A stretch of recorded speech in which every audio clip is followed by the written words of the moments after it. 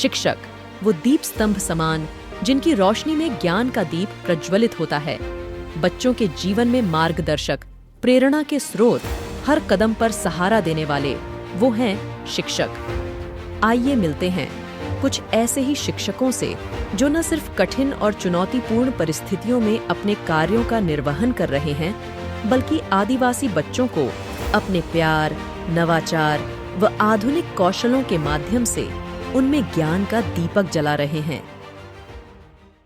माझे नाव शशिकला तानाजी बिराजदार, प्राथमिक शिक्षक, आणि शिक्षक होण्याची प्रेरणा मला MB शिंदे सर यांच्याकडून मला प्रेरणा मिळालेली आहे शिक्षक होण्यासाठी। आणि 29 वर्ष मी सेवा केलेली आहे। त्याच्यामध्ये अनेक प्रकारचे वेगवेगळे बदल पण पाहिलेले आहेत। मी भागवत सोमेश्वर वंगे, आदिवासी विकास विभागामध्ये 2009 पासून प्राथमिक शिक्षक या पदावरती कार्यरत आहे। माझे नाव अलका आहे आणि मी या ठिकाणी शासकीय माध्यमिक व उच्च माध्यमिक आश्रमशाळा पिवळी या ठिकाणी प्राथमिक शिक्षिका या पदावर कार्यरत आहे। या पदाचा अनुभव मला 15 ते 16 वर्षाचा असून माझं नाव सैनिक बाळासाहेब पाटील, मी शासकीय माध्यमिक उच्च माध्यमिक आश्रमशाळा असवाली या ठिकाणी उच्च माध्यमिक शिक्षक म्हणून कार्यरत आहे।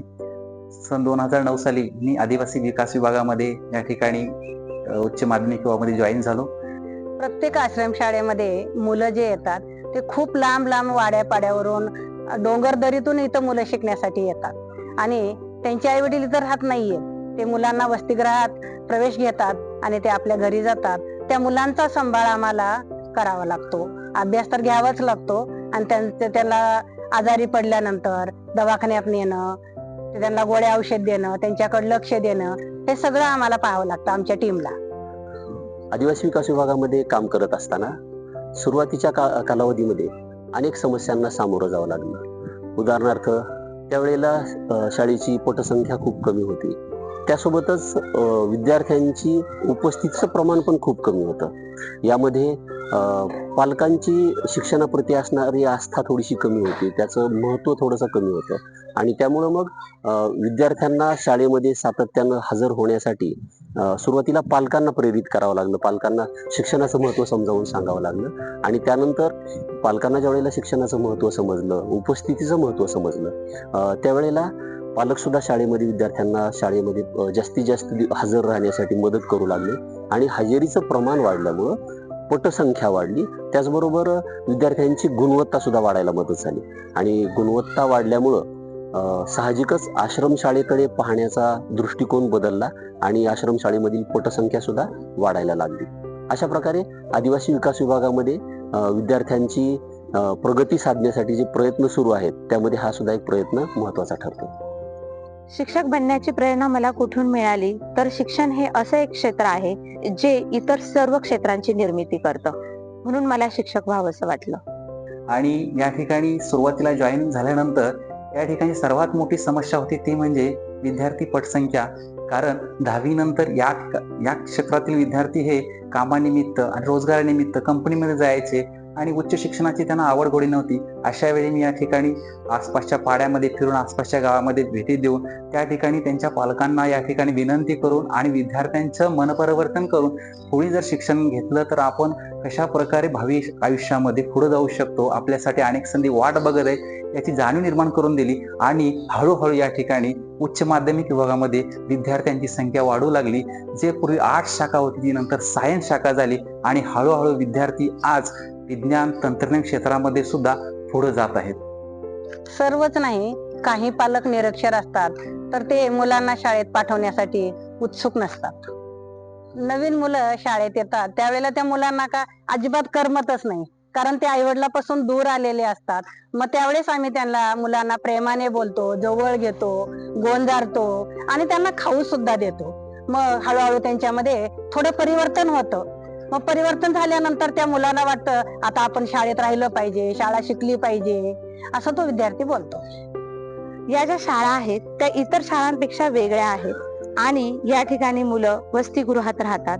मुलांची जबाबदारी पण शाळाच घेते आणि या ठिकाणी आम्हाला एक शिक्षकाबरोबरच या ठिकाणी एक पालक म्हणून सुद्धा जबाबदारी सांभाळावी लागते। पालक म्हणून जबाबदारी घेणं म्हणजे वर्गात एकदा मुलगा आल्यानंतर त्या मुलाचे केस विंचरलेले आहेत की नाही ते बघणं, त्याचे नख वाढलेले असतील तर ते नेल कटरने कट करणं, त्यानंतर तेल लावलेले आहे की नाही हे बघणं, त्यांची कॉलर व्यवस्थित आहेत की नाही हे बघणं, या सगळ्या गोष्टी आम्हाला बघून घ्याव्या लागतात. त्यानंतरच आमचं पुढचं सगळं अध्यापनाचं काम सुरू होतं. उच्च माध्यमिक स्तरावर विद्यार्थ्यांची जर स्पर्धा परीक्षेच्या विषयी गोडी निर्माण केली, त्यांना जाणीव करून दिली, तर निश्चितच विद्यार्थी भविष्यामध्ये पुढे जाऊ शकतील.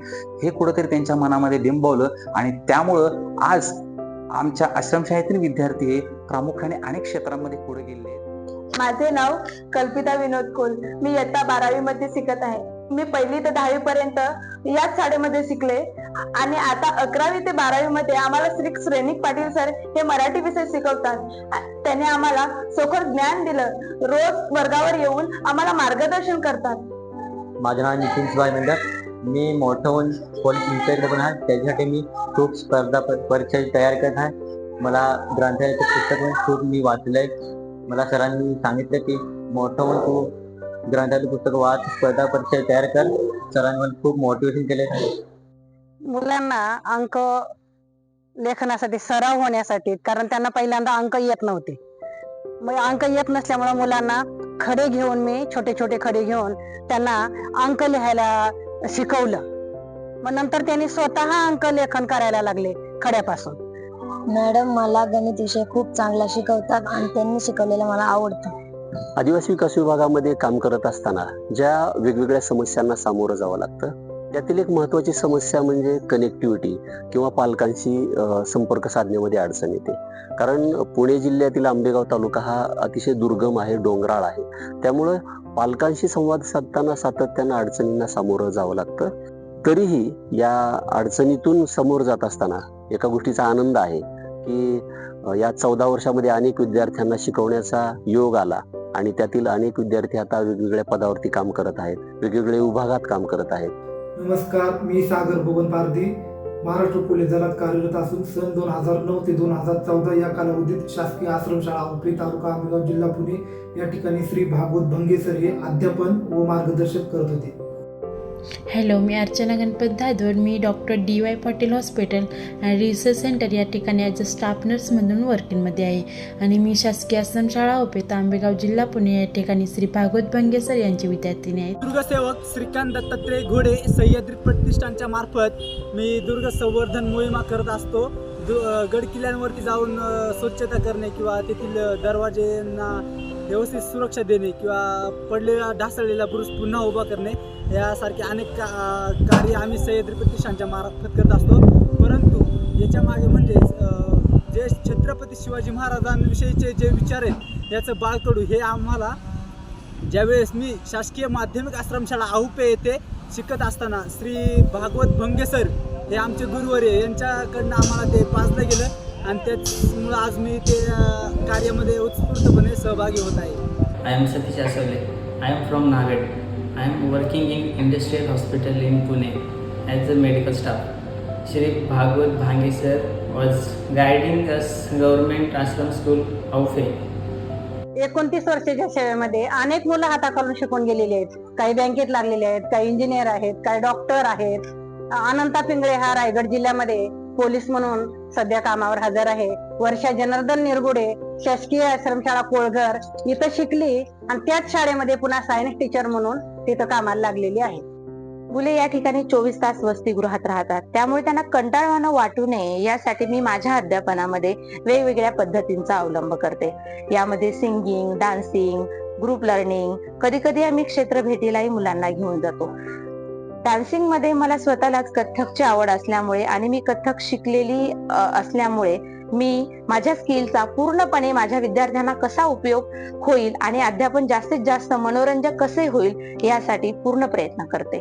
स्पर्धा परीक्षेची दारं कोणकोणती खुले आहेत, कशा प्रकारे अजून पुढे जाता येईल याविषयी सुद्धा नेहमी मार्गदर्शन करत आहोत आणि त्यामुळे हे विद्यार्थी आता सराव करत आहेत आणि तशा प्रकारचा प्रयत्न त्यांचा सुरू आहे. निश्चितच भविष्यामध्ये हे विद्यार्थी उज्ज्वल अशा प्रकारचे म्हणून एक उच्चस्तरीय क्लास 1 अधिकारी होतील याबद्दल आम्हाला शंका नाही. विद्यार्थ्यांना प्रेरित करण्यासाठी जे वेगवेगळे उपक्रम राबवले जात होते त्यातील भविष्यवेधी शिक्षणाच्या माध्यमातून सेल्फी विथ सक्सेस हा एक उपक्रम राबवला होता. त्या माध्यमातून विद्यार्थ्यांना दररोज एक आव्हान दिलं जायचं आणि ते आव्हान यशस्वीरित्या पूर्ण करणाऱ्या विद्यार्थ्यासोबत त्यांच्या वर्गामध्ये किंवा परिपाठावरती शिक्षकांसोबत सेल्फी घेतला जायचा. आणि त्यामुळे झालं असं की विद्यार्थ्यांमध्ये एक स्पर्धा निर्माण झाली की मला हा अभ्यास पूर्ण करायचा आहे, मला स्वतः प्रयत्न करायचे आहेत आणि यशस्वी होऊन सरांसोबत मला सेल्फी घ्यायचा आहे. ही जी भावना होती त्या माध्यमातून सेल्फी विथ सक्सेस हा एक उपक्रम खूप गुणवत्तापूर्णरित्या यशस्वी झाला. या ठिकाणी सगळ्यात मोठं आव्हान ते म्हणजे भाषेचं. मुलांची भाषा मला कळत नव्हती आणि कधी कधी माझी भाषाही मुलांना कळत नसे. अशा वेळेस मी मुलांची भाषा शिकली आणि माझी भाषा मी मुलांना शिकवली. अशा प्रकारे भाषेची देवाणघेवाण करून आम्ही खूप चांगल्या रीतीने या ठिकाणी शिकतो. केल्याने होत आहे रे, आधी केलेची पाहिजे या उक्तीनुसार शैक्षणिक गुणवत्ता विकासाच्या या मोहिमेमध्ये सर्वांनी आपण एकमेकांच्या हातात हात देऊन शैक्षणिक गुणवत्ता विकास करूया. मी जे मुलांना शिकवते आणि मला जे मुलं योग्य प्रतिसाद देतात त्यापासून जो आनंद आहे तो मी शब्दात व्यक्त नाही करू शकत. अध्यापन हा माझा धर्म आहे. आदिवासी विद्यार्थी हे माझे दैवत आहेत आणि अध्यापन करणं हे माझं परम कर्तव्य आहे. उज्ज्वल अशा भारतासाठी हे उत्तम नागरिक होतील यामध्ये मला माझा पूर्ण आत्मविश्वास आहे. आइए हम सब मिलकर इन महान शिक्षकों का सम्मान करें और बच्चों के प्रति उनके समर्पण को सलाम करें.